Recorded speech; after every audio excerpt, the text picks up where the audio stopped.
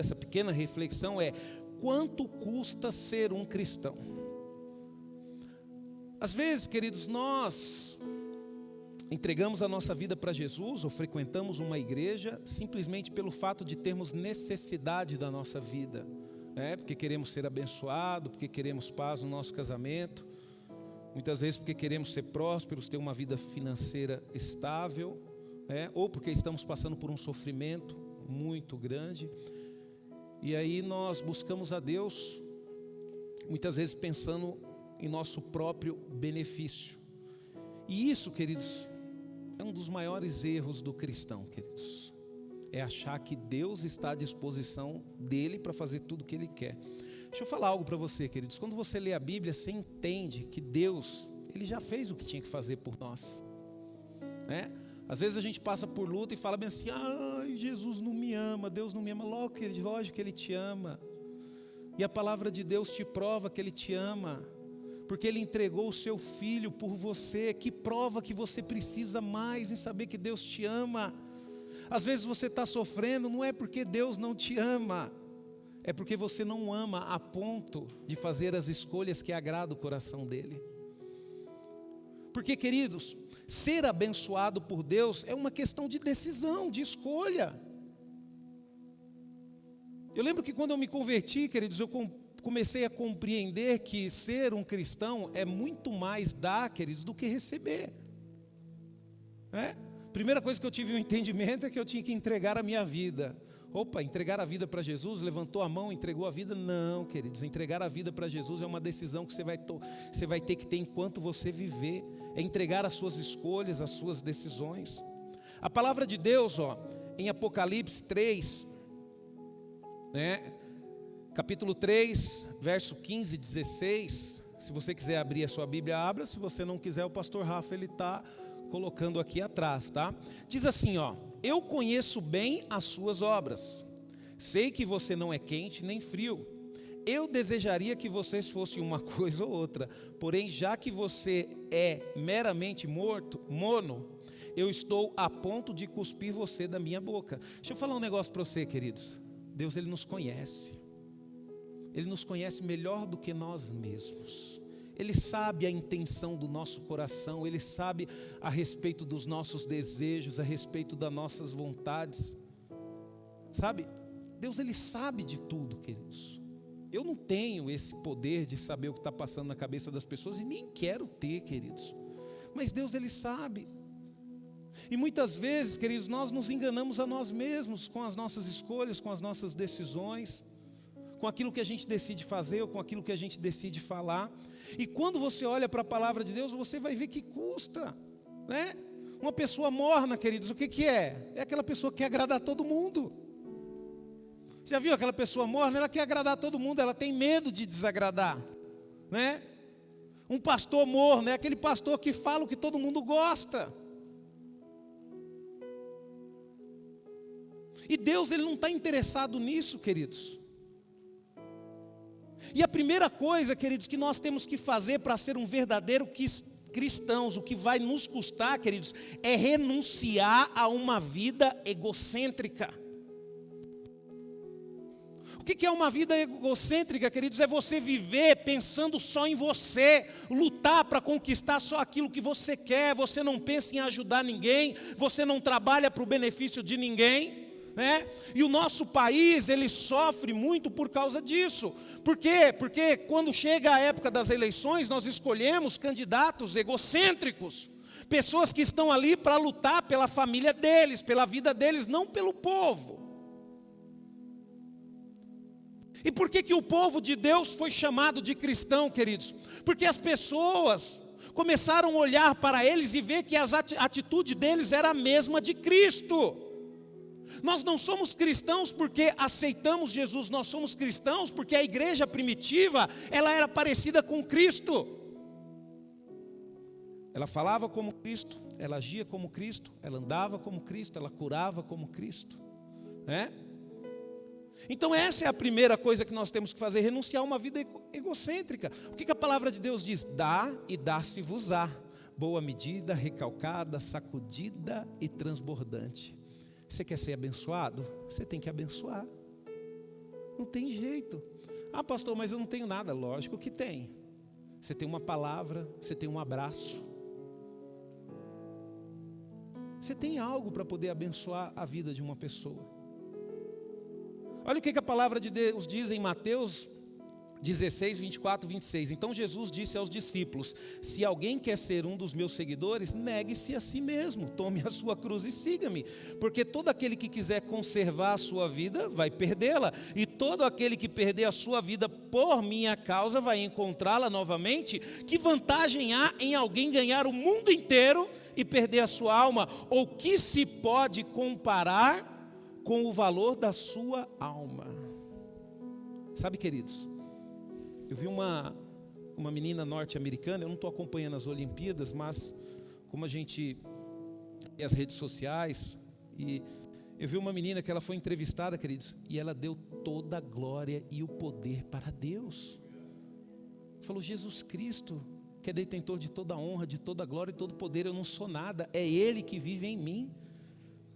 E aí a gente entende, queridos, o porquê que as pessoas que decidem entregar a sua vida para Jesus começam a viver uma vida abençoada.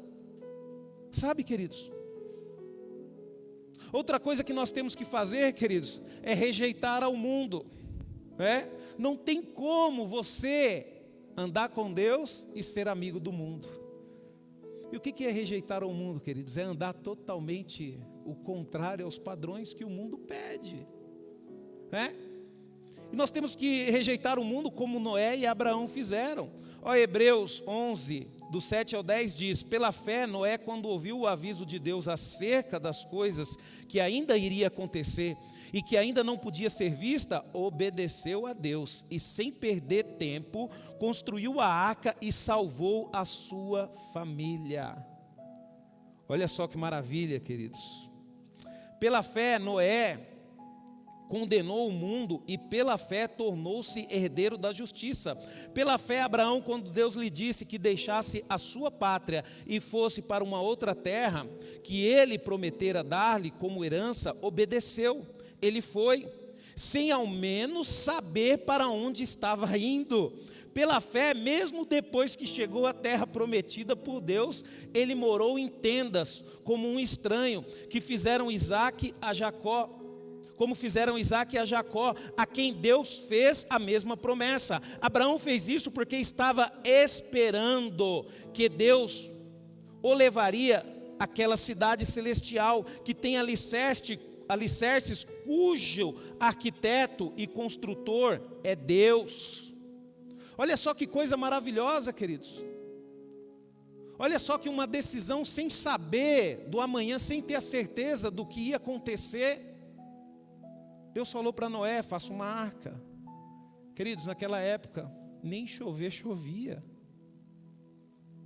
E Noé, ele demorou 100 anos para construir uma arca, mas ele obedeceu a Deus, queridos. E no momento certo veio a chuva e ele salvou a sua família. Deixa eu te falar um negócio para você.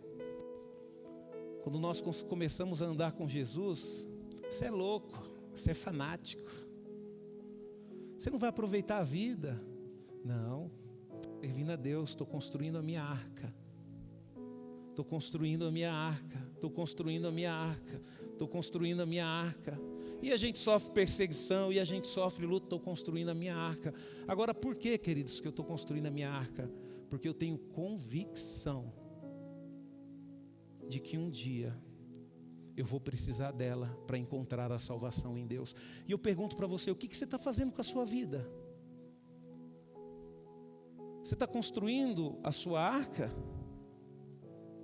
Porque tudo que a humanidade construiu naquela época foi destruído. A única coisa que não foi destruído foi aquilo que Deus pediu para Noé construir, que foi a arca. E o que Deus tem pedido para você fazer? Sabe, queridos? Então nós precisamos tomar essa decisão de rejeitar o mundo, queridos.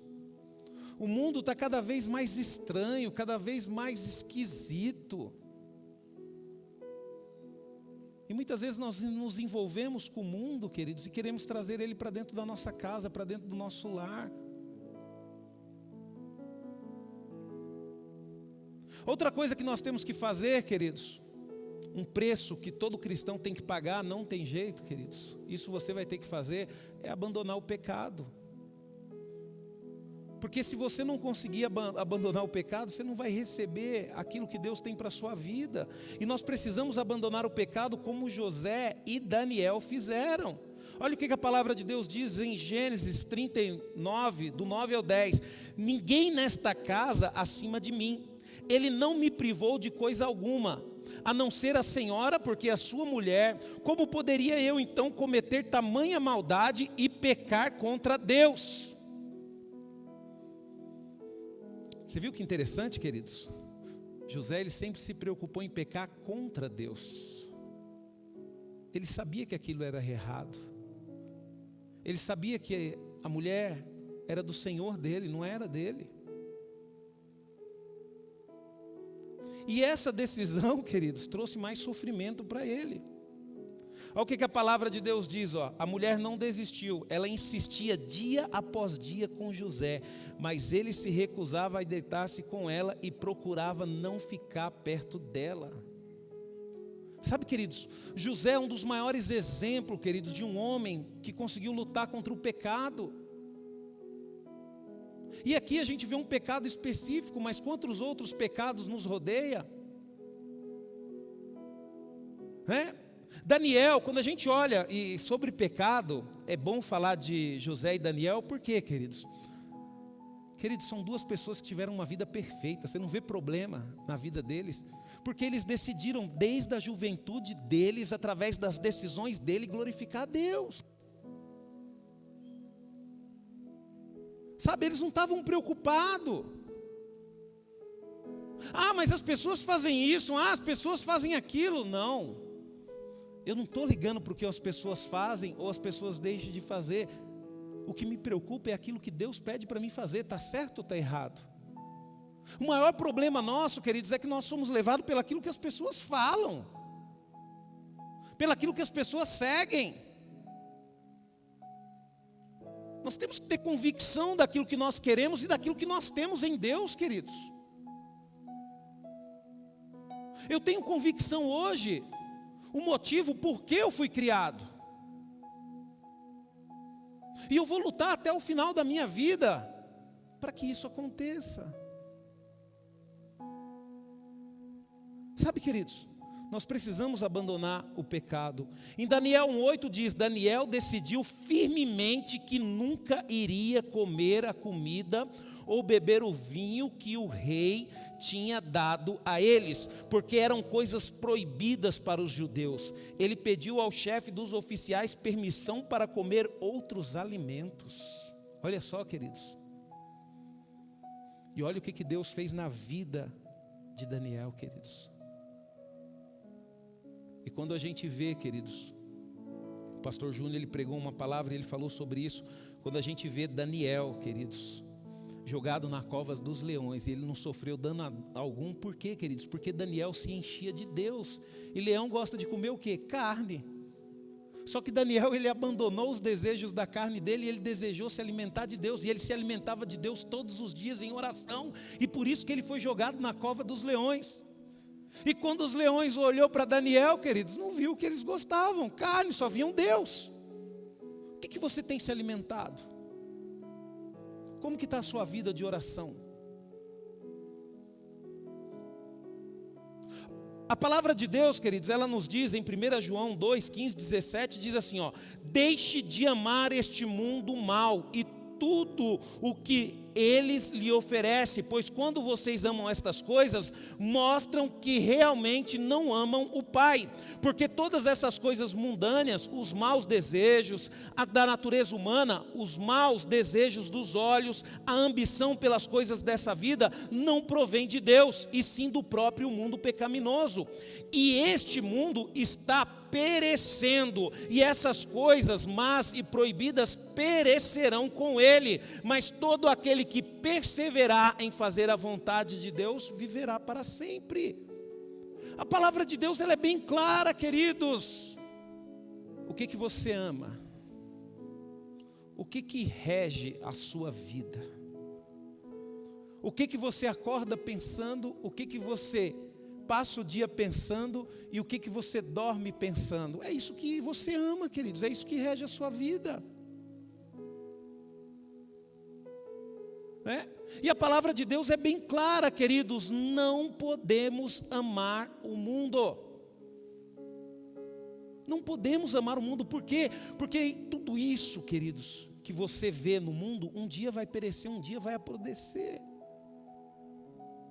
Deixa eu falar um negócio, você olha para sua mão. Você está vendo sua mão? Um dia ela vai apodrecer. Ai, pastor, misericórdia, não fala isso não. Mas é verdade, queridos. É verdade. Então por isso que nós temos que tomar cuidado com aquilo que nós amamos. Deixe de amar esse mundo mal e tudo o que eles lhe oferecem, pois quando vocês amam estas coisas, mostra que realmente não amam o Pai. Quando você ama o mundo, você mostra para o próprio Deus que você não ama Ele, queridos. Outra coisa, queridos, que nós temos que ter convicção, é ser uma pessoa decidida, quer dizer, não mancar entre dois caminhos. 1 Reis 18, 21, Elias disse ao povo: por quanto tempo vocês vão ficar oscilando entre dois caminhos, sem se decidirem por um deles? Se o Senhor é Deus, siga-no, porém se Baal é Deus, não siga, se Baal é Deus, então siga Baal. O povo, porém, não lhe respondeu nada. Nós temos que saber, queridos, aquilo que nós queremos. Você tem que ter convicção daquilo que você é ou daquilo que você quer. Principalmente no reino de Deus, queridos. Você tem que ter convicção.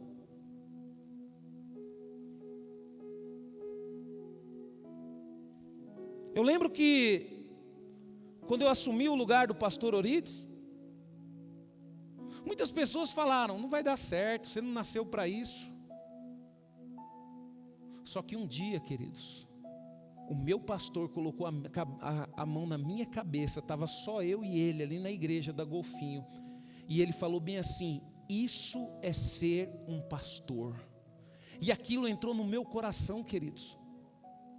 O mundo inteiro podia falar que eu não seria um pastor, mas aquela palavra entrou no meu coração e eu tinha convicção disso. Você precisa ter convicção do que você é, do que Deus tem para você. Um dia está bem, outro dia está mal. Um dia está feliz, outro dia está triste. Um dia acorda animado para ir para a escola, no outro dia fez frio, nem para a escola quer ir. Você tem que ter convicção, queridos, dos seus sonhos. Ei, você está estudando, não está? Você não tem sonho de ser uma pessoa bem-sucedida? Então rala, vai estudar, se compromete, vai ler livros. Levanta animado, seja o primeiro a chegar na sala de aula.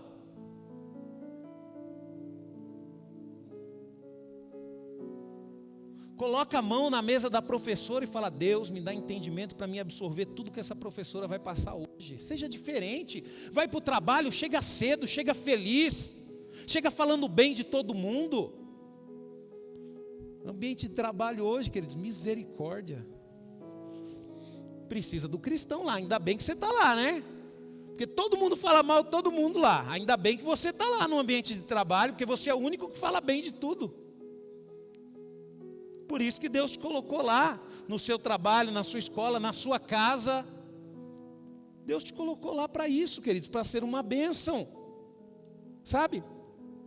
Apocalipse 3, 15, 16 diz: eu conheço bem as tuas obras, foi o que nós lemos aqui, sei que você não é quente nem frio.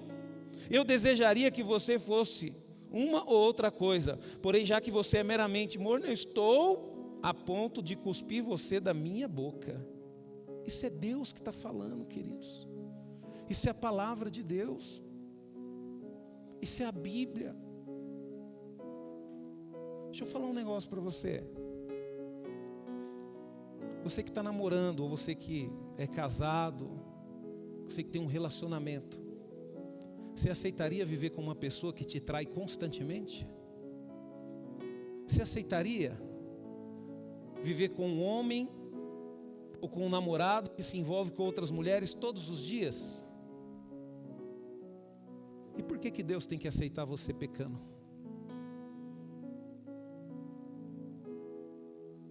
Por que Deus tem que aceitar você amando as coisas do mundo?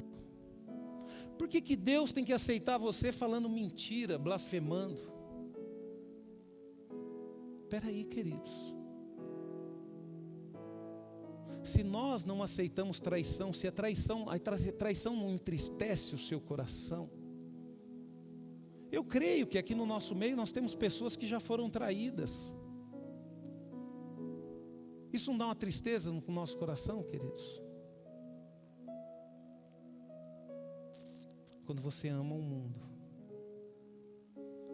você mostra para Deus que você não o ama. É a mesma coisa, queridos. Quando uma pessoa ama o pecado e trai, ele mostra a outra pessoa que não ama. Eu lembro que quando eu dava curso de casais, lá em Minas Gerais, a gente era responsável pelo aquele casal durante os 3 meses do curso. A gente tinha que ligar para o casal todo dia. Eles dividiam os casais para o grupo e a gente tinha que ficar à disposição. E tudo que acontecer com o casal nesses 3 meses a gente tem que acompanhar. Aí teve um dia que a gente estava em casa, queridos, era um sábado à noite. Uma das noivas que a gente acompanhava eu acho que 3 ou 4 casais, ligou para Débora desesperado: eu preciso de ajuda, porque o meu noivo confessou para mim que me traiu. E a gente está aqui numa briga e a gente não consegue se entender. Lá vai eu e a Débora sair de casa e encontrar com eles no lugar onde eles estavam. Foi bom? Foi, queridos. Teve o perdão, deu tudo certo, mas foi uma situação difícil de lidar. Assim é o pecado, queridos. É melhor a gente evitar o pecado do que a gente enfrentar essas situações difíceis de lidar quando a gente peca. Então, como cristão, nós temos que entender isso, que custa para nós. Nós temos que renunciar a uma vida egocêntrica, nós temos que rejeitar ao mundo, nós temos que abandonar o pecado, nós não devemos amar o mundo e não devemos também mancar entre os 2 caminhos. Nós temos que ter convicção. E é isso que Deus fala para vocês nesta noite. Deus, Ele tem coisas maravilhosas para nós, queridos. Só que essas coisas só irão acontecer a partir do momento que Deus estiver do nosso lado. Nenhum casamento, querido, sobrevive à traição. É a mesma forma, nenhum relacionamento com Deus sobrevive com pecado. Deixa eu te falar um negócio. Esse final de semana eu precisei de Deus. Eu tive um livramento fora do normal, queridos. E eu senti Deus me segurando. Minha esposa estava do meu lado, ela viu. Minha esposa chorava, não de preocupação, ela chorava de ver o livramento que Deus fez. E eu louvo a Deus, queridos, que desde quando eu me converti, há 20 anos atrás, eu faço de tudo para Deus ficar perto de mim. Eu pergunto para você, se você precisar de Deus hoje, Ele vai estar perto de você para te livrar? Pense nisso. Se coloque de pé, eu quero orar por você. Amém.